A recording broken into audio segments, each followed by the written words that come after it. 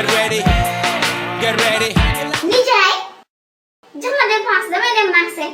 mais Ndumbe fajar gii xanaa balaa nga may wax ay waxu dépense nga may ma mën ndekki ba pare.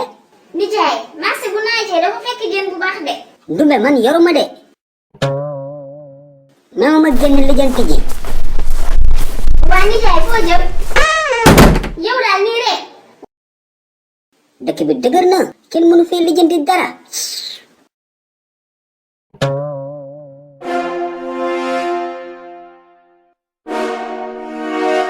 jaaykatu café bii moom fan yii yëpp dama ko fiy gis xaaral ma dem lijjanti ci moom dara.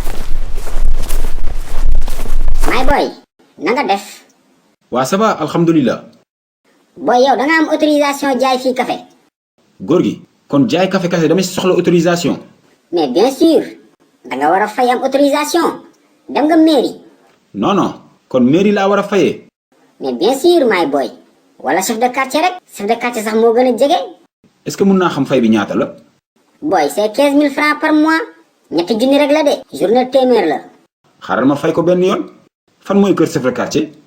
my boy booy dem Màkka génn sa buntu kër yam sa kaaba ga foo jëm. fenn xanaa ziar te duggaat. maa ngi nii maay chef de quartier koñ bi de. indil xaalis bi. ay suluxu doo chef de quartier koñ bi de. am kilifa gi nangul. ok boy nank ci suuf nank.